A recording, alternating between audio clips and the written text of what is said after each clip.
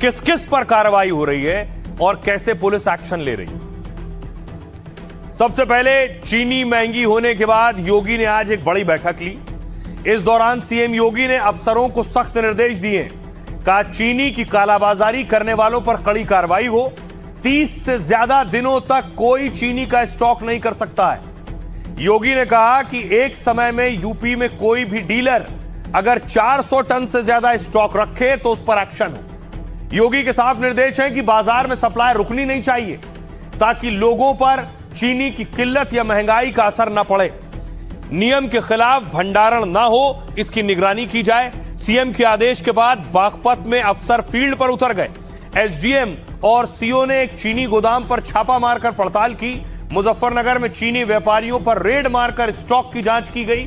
संभल में कालाबाजारी रोकने के लिए प्रशासन ने स्टॉक चेक किया। बरेली और नोएडा के डीएम ने बैठक कर स्टॉक की जानकारी ली है। सीएम ने गड़बड़ी पर एस्मा के तहत एक्शन की बात कही है। एस्मा का मतलब होता है आवश्यक सेवा अधिनियम, यानी जो देश या राज्य में जरूरी चीजों सेवाओं की सप्लाई होती है उस पर अगर जमाखोरी करता है, इस कानून का उल्लंघन करने पर सरकार एक्शन ले सकती है। आरोपी को गिरफ्तार और दोषी पाए जाने पर सजा हो सकती है। एस्मा के तहत 6 महीने तक की कैद या जुर्माना या फिर दोनों हो सकता है। तो योगी की कोशिश है कि उत्तर प्रदेश में चीनी के दाम ना बढ़ने पाए, जमाखोरी ना हो। योगी ने एक बात और कही है कि यूपी में चीनी पर्याप्त है, कोई कमी नहीं है चीनी की। स्टॉक देखिए जरा चीनी का क्या है। चीनी का स्टॉक यह है कि चीनी मिलों में चीनी जो रखी है वो है 179 लाख क्विंटल चीनी मिलों में। इसके अलावा देखिए निजी चीनी मिलों में 150 लाख क्विंटल चीनी है निजी चीनी मिलों में, और निजी चीनी मिलों में लगभग 23 लाख क्विंटल है, और दूसरी चीनी मिलें जो हैं उनमें 5 लाख क्विंटल है। कुल मिलाकर चीनी की कोई कमी नहीं है, यह कहना है सीएम योगी का। सुनिए जरा योगी के मंत्री क्या कह रहे हैं। उत्तर प्रदेश में इस वर्ष भी 94 लाख मीट्रिक टन से ज्यादा चीनी पैदा हुई। आज उत्तर प्रदेश में हमारे पास 179 लाख मीट्रिक टन चीनी मौजूद है। उत्तर प्रदेश में चीनी का जो खर्चा है वो 4 लाख मीट्रिक टन प्रति माह है। हमारे पास आज भी 150 लाख मीट्रिक टन चीनी अधिक है। सभी जिलाधिकारियों को माननीय मुख्यमंत्री जी ने वीसी कर रहे हैं। सभी जिलाधिकारियों को ये निर्देश दे दिए गए हैं कि किसी भी कीमत पे कालाबाजारी चीनी की नहीं होनी चाहिए, और ये जो एक भ्रम पैदा किया जा रहा है ये भ्रम दूर होना चाहिए। गन्ना मंत्री को आपने सुना। आइए अब आपको दिखाता हूं समाजवादी पार्टी इस पर विरोध कर रही कि चीनी के दाम बढ़ रहे हैं। आज सड़कों पर उतरी थी और समाजवादी पार्टी सस्ती चीनी बेच रही थी।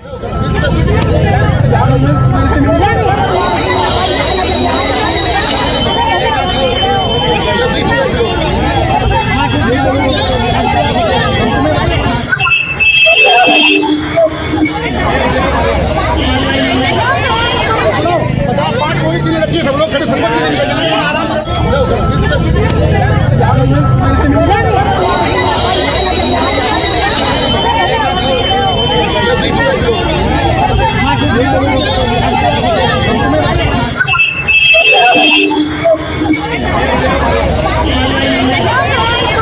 आइए अब आपको बताऊं इस पर सियासत हो रही। सियासतदान चीनी के बढ़ते दामों पर सवाल खड़े कर रहे हैं।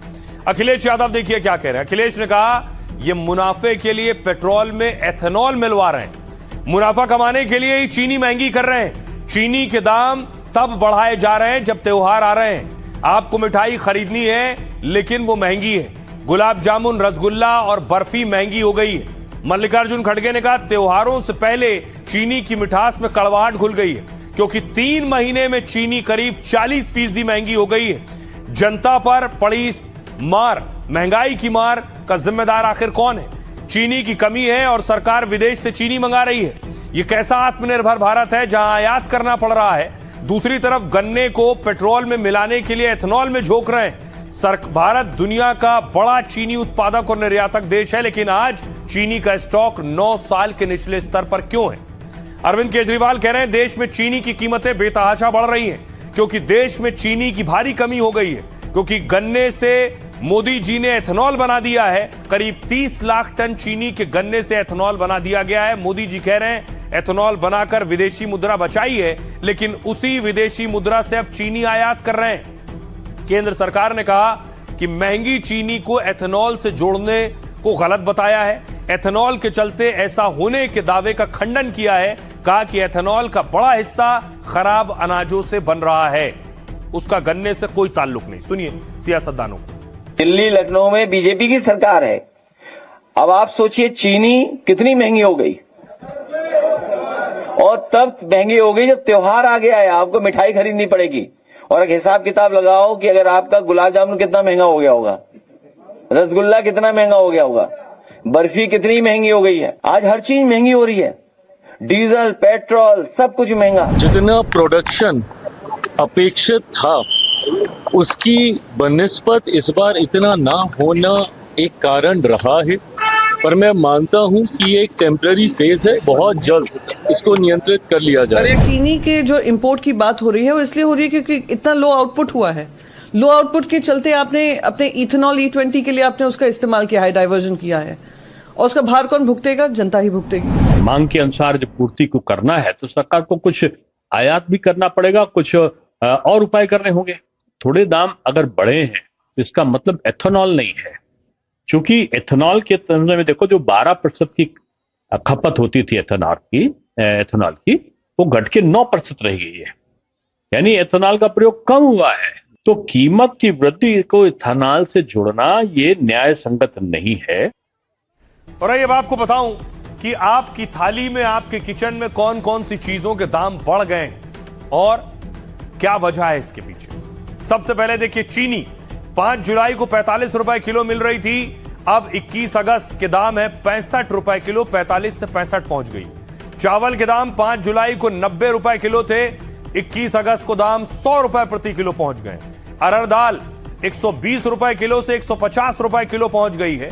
चाय पत्ती जो 5 जुलाई को 380 रुपए किलो थी, वो 21 अगस्त को 456 रुपए किलो पहुंच गई। इसके अलावा चना जो 80 रुपए किलो था वो 85 रुपए प्रति किलो पहुंच गया है। सरसों तेल 160 रुपए किलो से पहुंच गया है 190 रुपए किलो। काजू 5 जुलाई को 1000 रुपए किलो था और 21 अगस्त को 1500 रुपए किलो पहुंचा है, यानी 500 रुपए की बढ़ोतरी हुई। बादाम 5 जुलाई को 800 रुपए किलो मिल रहा था, 21 अगस्त को 1100 रुपए किलो हो गया है। आलू पिछले हफ्ते 20 रुपए किलो था, 21 अगस्त को दाम 25 रुपए किलो तक पहुंच गए। प्याज 30 रुपए किलो था, 60 रुपए किलो तक पहुंच गया है प्याज अलग अलग जगहों पर। टमाटर पिछले हफ्ते 30 रुपए किलो थे, 21 अगस्त को दाम 30 रुपए किलो, यानी टमाटर के दामों में बढ़ोतरी नहीं हुई है। भिंडी पिछले हफ्ते 30 रुपए किलो थी, 21 अगस्त को 60 रुपए किलो। फूल गोभी 60 रुपए किलो से 100 रुपए किलो तक पहुंच गई है। लौकी 40 रुपए से 60 रुपए किलो पहुंच गई। अदरक 240 रुपए किलो से 21 अगस्त के दाम थे 280 रुपए किलो। खीरा 40 रुपए किलो मिल रहा था, अब 50 रुपए प्रति किलो मिल रहा है। वहीं करेला 60 से 80 रुपए किलो पहुंच चुका है। सहजन की फली 80 रुपए किलो थी, 160 रुपए प्रति किलो हो गई है। ये दाम बढ़ रहे हैं। गौतम बुद्ध नगर के दाम मैं आपको बता रहा था, आप सुनिए जरा आम लोग क्या कह रहे हैं इस पर। थोड़ी सी महंगाई को कम करें और महंगाई के ऊपर काबू करें, क्योंकि शक्कर के दाम आसमान छू रहा है, नारियल के दाम आसमान छू रहा है। सरकार की पॉलिसी है ये, तो अभी उनके संज्ञान में आ गया है। और चीनी पे सुनने में आ रहा है कि भी आया तो गवर्नमेंट कर रही है, टैक्स में छूट दे रही है, तो अभी बढ़ने की संभावना मुझे कम लगती है, मुझे तो डाउन होना लगता है। इस बात का ज्ञान था कि इस बार चीनी स्टॉक में कम है और उन्होंने कोई इस पर ध्यान नहीं दिया, जो आज ये तेजी देखने को मिल रही है। जो इससे बन रहा है आपका पेट्रोल में जा रहा है, उससे एथेनॉल बन रहा है, उसमें जा रहा है। दूसरा सरकार ने कोटा कम छोड़ा है। तीसरा उत्पादन में गिरावट है शक्कर की सेल 20% रखी, 20% सेल घट गई है, 80% घट गई। महाराष्ट्र में यूपी में भारी बारिश की वजह से फसल खराब होने की वजह से भी, और कुछ पेट्रोल में इथेनॉल में काम में ले रहे हैं, इसके लिए हर चीज़ में 20 रुपए किलो की मीठे में बढ़ोतरी होगी। वक्त हर चीज़ महंगी है, महंगाई से त्रस्त पब्लिक है। और आइए यूपी से ही एक और बड़ी खबर है। यूपी से जो तस्वीर आई सामने, उससे पहले आपको बताऊं, डीजे को लेकर कांवड़िया और पुलिस आमने सामने भिड़ गए। ये बवाल क्यों हुआ ये आपको बताऊंगा, पहले तस्वीर देखिए जरा। पिछले दिनों तस्वीर आई, सीएम योगी आदित्यनाथ ने खूब कांवड़ियों के लिए इंतजाम किए, उन पर पुष्प वर्षा भी की, हेलीकॉप्टर से भी, और खुद सीएम योगी ने फूलों की बारिश की।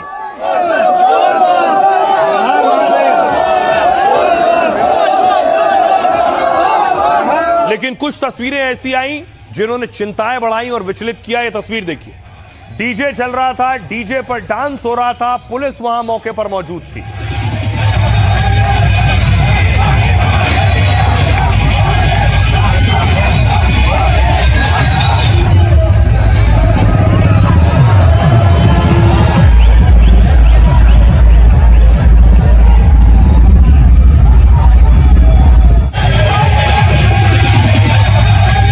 उसके बाद देखिए क्या हुआ, कांवड़िए और डीजे पर पुलिस वाले पहुंच गए तो आमने सामने थे।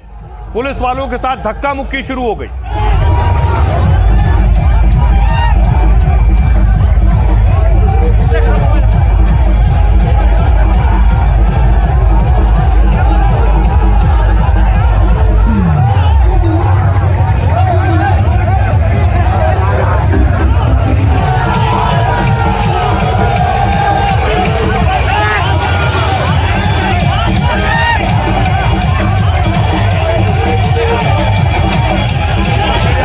पुलिस से धक्का मुक्की हो रही है और यह धक्का मुक्की कहां तक पहुंच गई, यहां तक पहुंच गई कि इंस्पेक्टर साहब को बोलना पड़ गया कि मैं इस्तीफा दे दूंगा, रिजाइन कर दूंगा। इंस्पेक्टर मौके पर मौजूद है, हाथ में माइक लिए हुए। और वर्तमान में इंस्पेक्टर के पद पर कोतवाली में तैनात हूं। ईश्वर इस बात का साक्षी है, अगर मैंने किसी कांवड़िया के साथ संपर्क किया है तो मैं पूरी हो जाऊं और ईश्वर इसका न्याय करेगा। रिजाइन करता हूं, रिजाइन करता हूं, रिजाइन करता हूं, रिजाइन करता हूं। सस्पेंशन नहीं आपसे कहा किसी सिपाही ने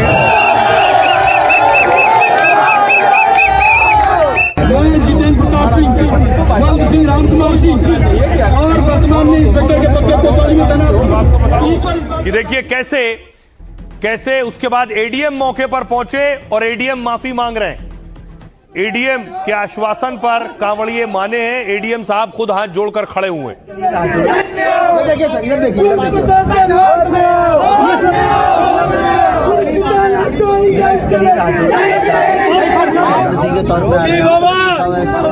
नहीं सर, आप आए अच्छी बात है।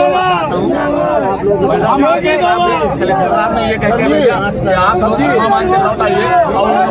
पे आया हुआ मेहमान लौटाना नहीं जाता है। हेलो, हम लोग आप लोग हमारे अतिथि हो, ये देवो भर की परंपरा है हमारी। ये पता कर रहा है, थोड़ा सा उसके लिए मैं क्षमा चाहता हूं। आप क्षमा मांगने वाले हैं नहीं। और इसके बाद देखिए ये यहीं खत्म नहीं हुआ। उसके बाद नाराज कांवड़ियों ने प्रदर्शन शुरू किया मंच से। मंच पर मौजूद थे और मंच से नारेबाजी हो रही थी। ये वो तस्वीरें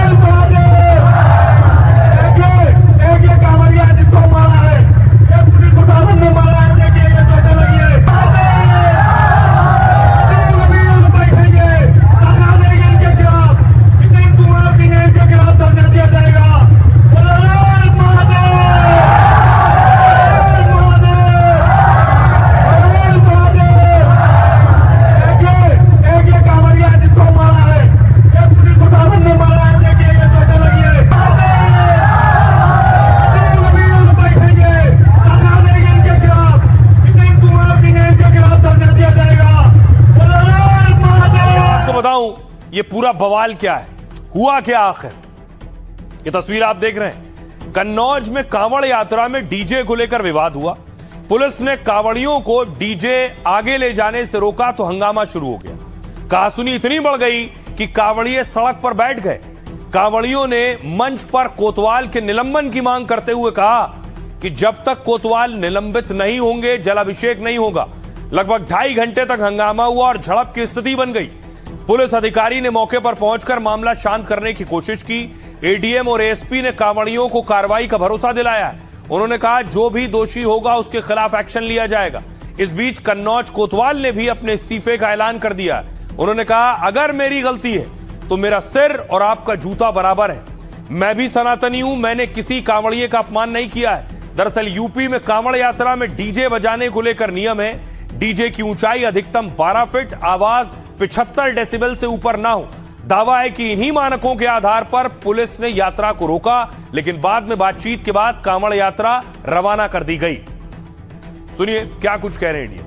अनाउंसमेंट कर रहा हूं, शपथ के साथ अनाउंसमेंट कर रहा हूं, अगर मैंने कोई गलती की है तो मेरा सर और आपका जूता बराबर। मैं रिजाइन कर, मैं पूरे समाज के साथ कह रहा हूं, अगर इनकी ये है कि मैंने, अगर ईश्वर साक्षी है, मैंने किसी कांवड़िए का अपमान किया है तो ईश्वर इसका न्याय करेगा। और आप कहते हैं मैं अभी रिजाइन करता हूं इतने समाज के सामने, मैंने कुछ भी गलत नहीं किया। और लालू जो है कांवड़ लेके आए थे दूर से, तो क्योंकि संख्या ज़्यादा थी और जो डीजे वगैरह के और झंडा वगैरह वो ऊंचे थे, तो धक्का मुक्की में कुछ बात हो गई। उस संदर्भ में फिर बातचीत की है, सब लोग जो है मान गए और जिस व्यक्ति की गलती है उसकी जांच करवा के जो भी दोषी होगा उसको करना। अब आइए देखिए, खबरों में आगे बढ़ूं उससे पहले एक और तस्वीर आपको दिखाता हूं कि कैसे यूपी में ही देखिए, यूपी में अखिलेश ने योगी आदित्यनाथ पर हमला किया और इस हमले का जवाब सीएम योगी ने भी अखिलेश यादव को दिया है। अखिलेश यादव दरअसल बोल रहे थे, उससे पहले योगी आदित्यनाथ ने अखिलेश पर क्या कुछ कहा और खासतौर से पीडीए को लेकर आजकल बवाल चल रहा है। देखिए जरा। सीएम योगी ने कहा कि गिरगिट की तरह रंग बदलने वाले लोग कैसी परिभाषा करते हैं। पी की परिभाषा पहले पिछड़े से, फिर पी की परिभाषा पंडित से, और आप देखना एक दिन वो पी की परिभाषा पाकिस्तान कर देंगे। कल्याण सिंह के निधन पर सपा के मुखिया ने श्रद्धांजलि नहीं दी। उन्होंने जो किया वो जाति अपमान है, हर हिंदू का अपमान है। ये लोग वैसे गिद्ध हैं कि जिस पेड़ पर चढ़ेंगे उसी को सुखा डालेंगे। अखिलेश यादव ने जवाब दिया, अगर पी से पाकिस्तान हो गया तो बीजेपी मतलब भाग जाओ पाकिस्तान। पीडीए से घबराए हैं इसलिए इसकी परिभाषा बदल रहे हैं। जितनी इनकी पीड़ा बढ़ेगी उतना पीडीए आगे बढ़ेगा। पीडीए का मतलब यह भी है कि प्रेम, दया और अपनापन। समाजवादी जितना प्रेम, दया और अपनापन से लोगों को जोड़ेंगे, पार्टी उतनी ही मजबूत होगी, भविष्य में ऐतिहासिक सरकार बनाएगी। सुनिए क्या कुछ कह रहे हैं अखिलेश यादव और दूसरे सियासतदान। क्रिकेट की तरह रंग बदलने वाले लोग कैसे परिभाषा करते हैं। पी की परिभाषा पहले पिछड़े से, फिर पी की परिभाषा पंडित से, और आप देखना एक दिन वे पी की परिभाषा पाकिस्तान से भी कर देंगे। पी का मतलब पाकिस्तान। अगर मैं यूं कहूं बीजेपी भाग जा पाकिस्तान,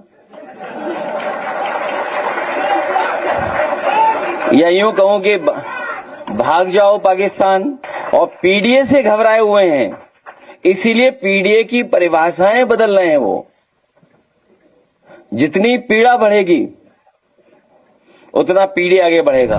समाजवादी पार्टी की कथनी करनी में पूरी तरह से कोई मेल नहीं है। ये चुक चुकी पार्टी है और उत्तर प्रदेश के विकास के लिए ये पूरी तरह से, मैं कह सकता हूं कि गड्ढे में डालने वाली पार्टी है। पूरी तरह से कंफ्यूज्ड हैं। कहीं किसी मंच पर पीडीए का कुछ अर्थ करते हैं, ये पंडित सामने दिखाई दे जाता है तो पी का अर्थ पंडित कर लेते हैं, और कोई पत्रकार पंडित सामने आता है, पूछे रे अपना नाम बताओ, अरे नाम बताओ अपना क्या है, उसे बेइज्जत करते हैं। अच्छा मिश्रा हो तो उसे बेइज्जत करते हैं। तो वो खुद कंफ्यूज हैं कि पीडीए का अर्थ क्या है। तो जो स्वयं कंफ्यूज है वो समाज को क्या मार्गदर्शन करेगा। देश में चल रहा है पीडीए, पीट देगा यही, पीट देगा अल्पसंख्यक, और अखिलेश जी उसका गवाही देते हैं। पीडीए का फार्मूला इसी नाते बोलते बोलते किसी दिन पीडीए पी से कह देंगे पाकिस्तान हो गया और सबको लेके पाकिस्तान जाने लगेंगे।